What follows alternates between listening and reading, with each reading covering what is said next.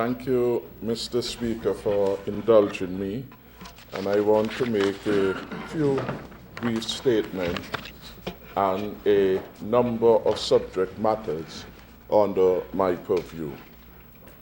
I want perhaps to start by using this forum to record my Cabinet's appreciation to Mr. Ian Quealy for his long and meritorious service to our country and the region in the field of law enforcement. Mr. Quealy has tendered his request for retirement, which I have accepted, and which has been passed to the relevant authority for action.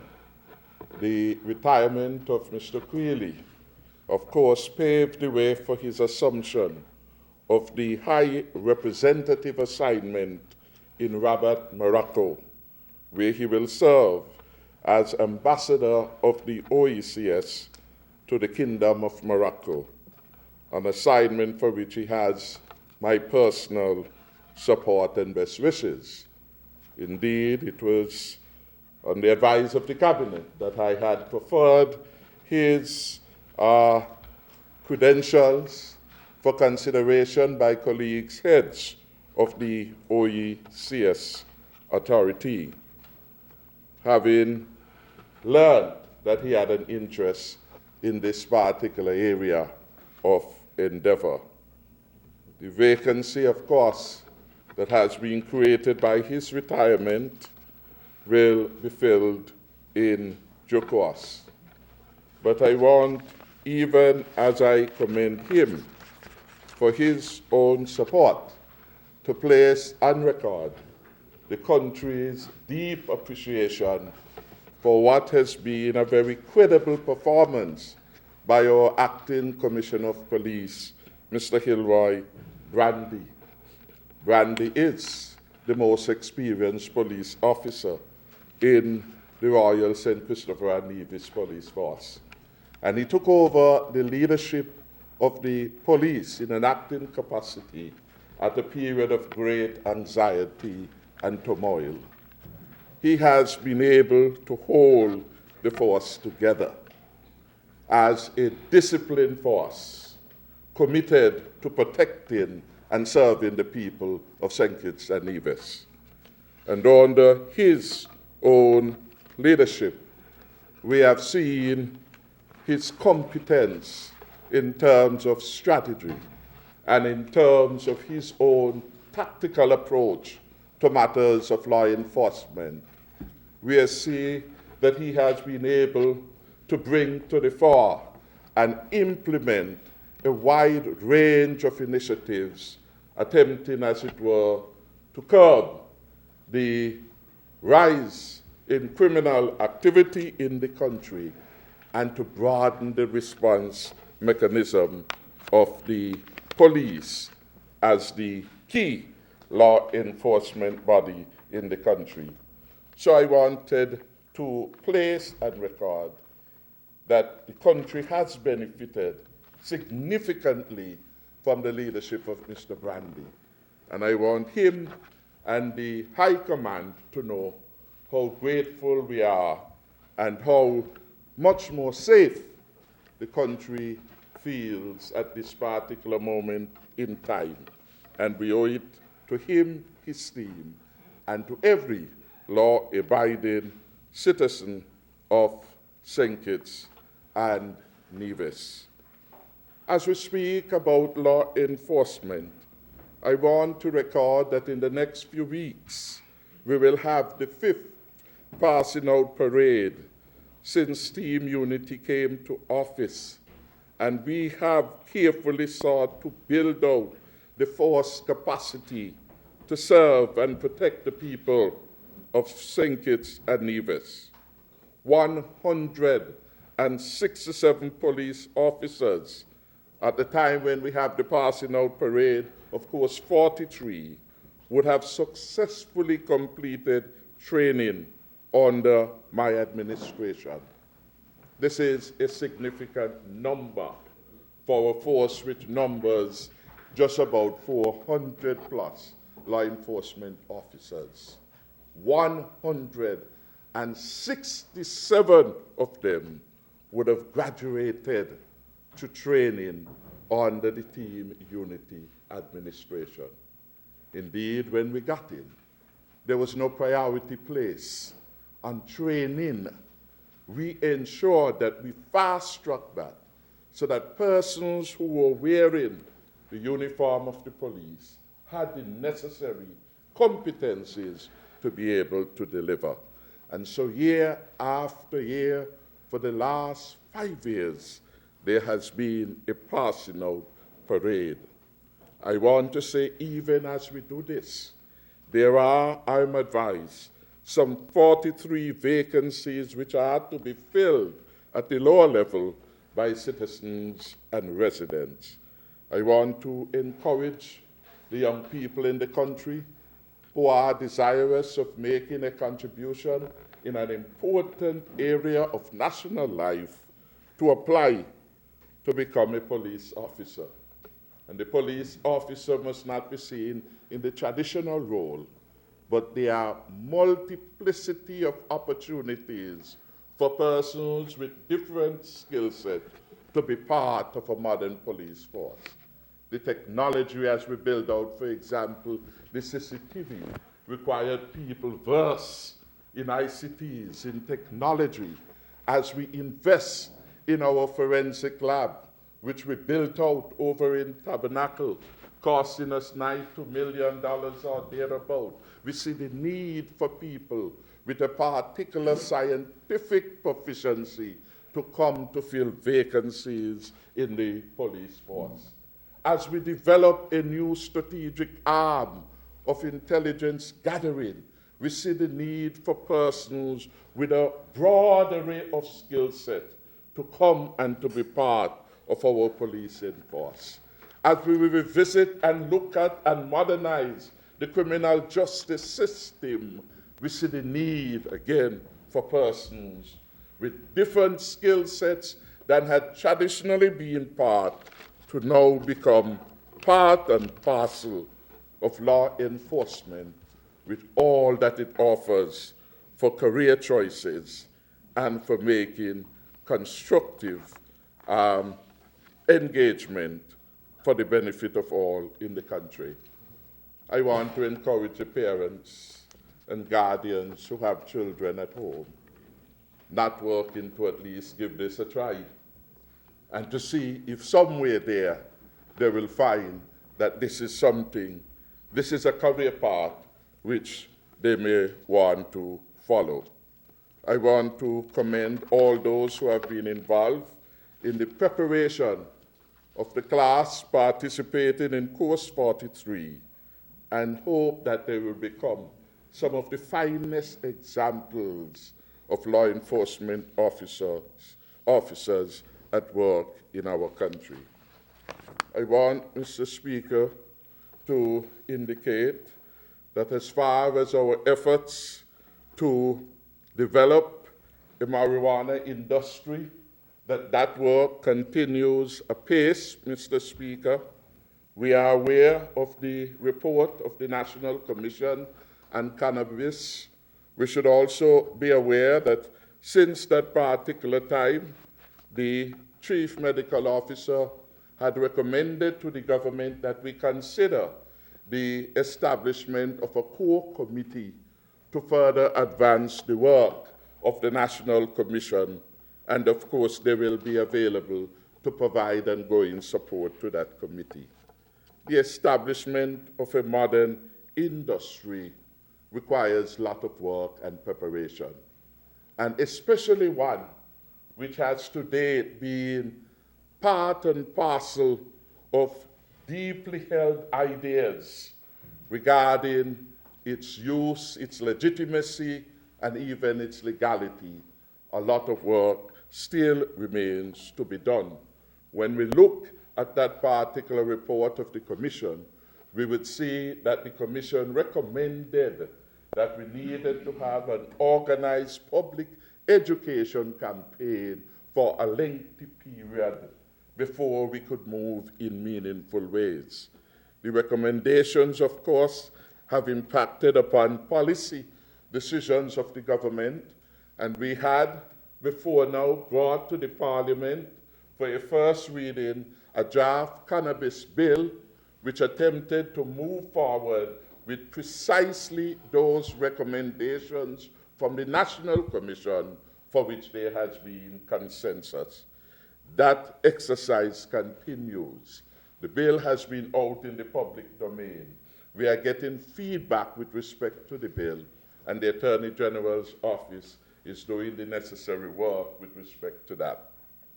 But to get back to the core committee, we have now put in place the core committee to help advance this work. And I am aware that the Attorney General office has been in meeting, at least with the chairman of this committee and with other members of the national community, including the Rastafarian community, to ensure that the cannabis bill, which will be the landmark piece of legislation in relation to the way forward for the marijuana industry, represents as much as is possible the views of the country and the society. The broad-based cannabis implementation core committee will be chaired by Dr. Wycliffe Baird. He's a son of the soil and a medical doctor.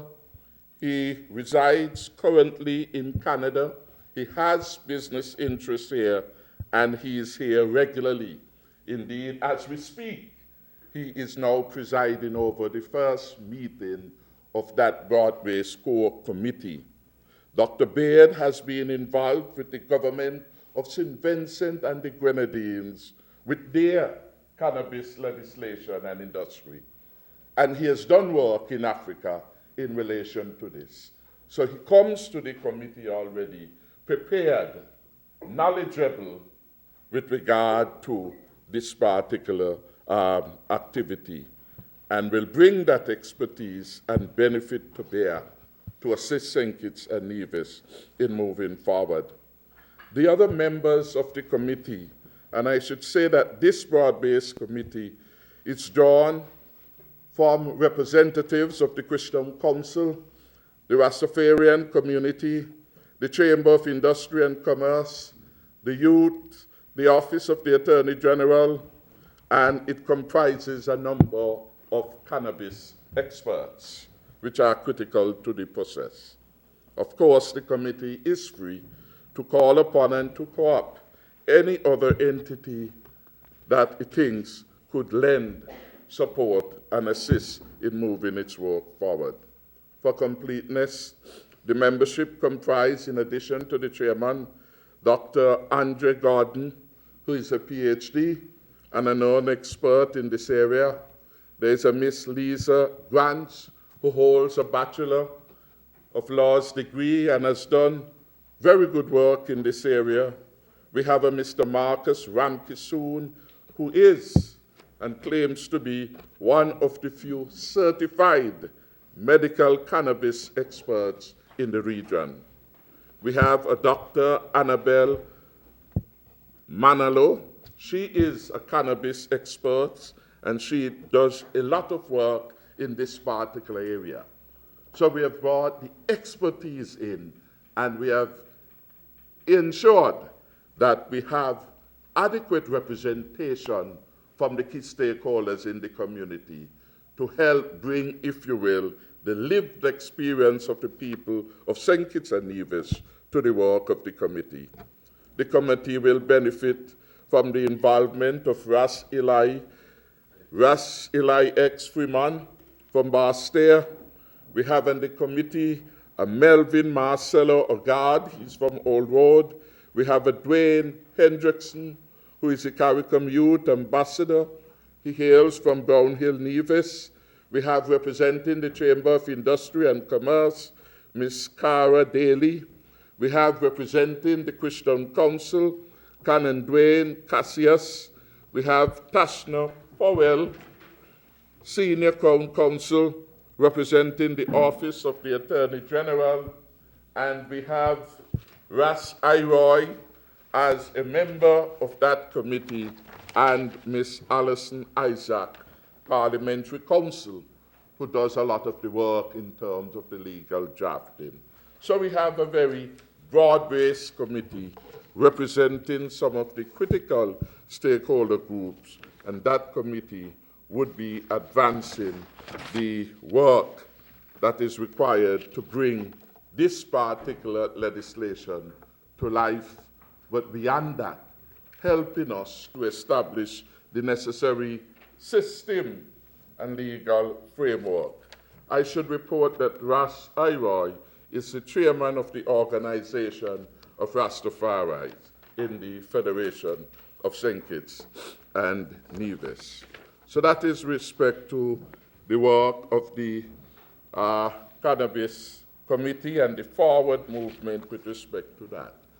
I want to speak to this approach of engagement, of bringing the best talents, which has now become part of the course, part of the way in which Team Unity does things.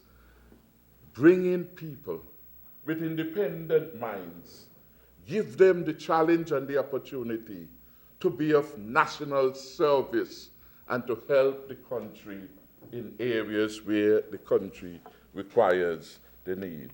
So I commend all of them for undertaking to be part of the committee.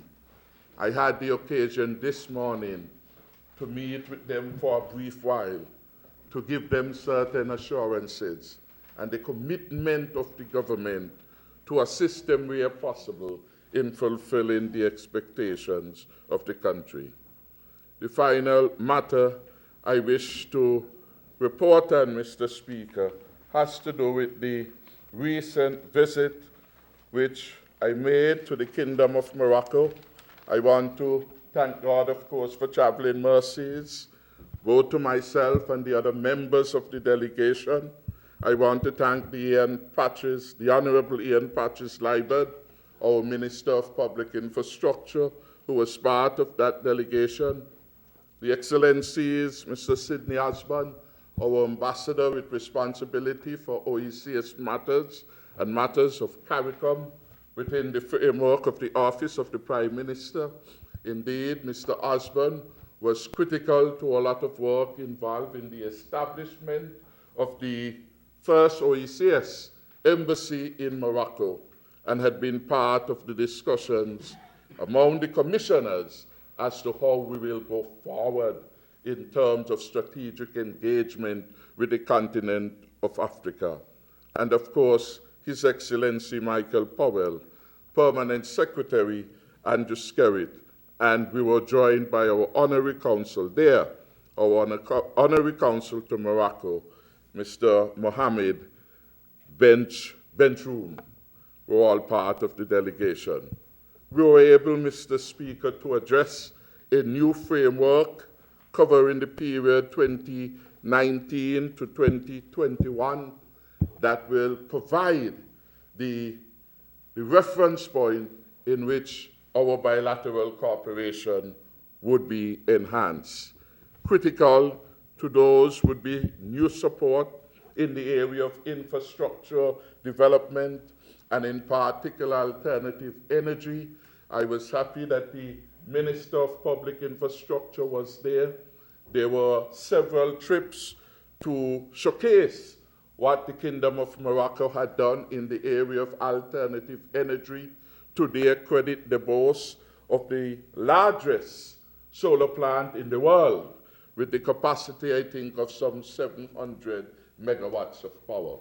And through their engagement, the study tours have been planned where we'll have both the experts from the kingdom coming to St. Kitts and Nevis to work with our local teams here, and we will have study tours of our persons going back to see what is happening actually on the ground in a wide range of areas reflecting alternative energy successfully at work. The traditional areas of agriculture, education, health, skills enhancement will be part and parcel of the new roadmap that we have developed. And we have designated our honorary consul there to be, as it were, a critical linchpin in ensuring that we have greater progress in our bilateral cooperation. Of course, with the presence of the ambassador of the OECS there, again, we will have additional support coming from the kingdom to St. Kitts and Nevis. So it was a propitious time for us to visit and to look ahead in terms of our own cooperation. While there, I had the privilege to have met and interacted and discussed with two junior diplomats who we have there in the persons of Sheldon Henry and Crystal Moses. They are all assigned to the Ministry of Foreign Affairs, and they are both pursuing Arabic. Of course, as we become more active in the international marketplace, as a world participant, as we enlarge our diplomatic footprint, increase our visa-free access to our nationals, more of our citizens and residents must achieve fluency in several languages. And of course, we have to inculcate in our people a healthy respect for the culture of other countries and, of course, other civilizations. Mr. Speaker, thank you for allowing me the opportunity to speak on these few subject matters at this particular juncture in this sitting of the Parliament. I thank you for this indulgence.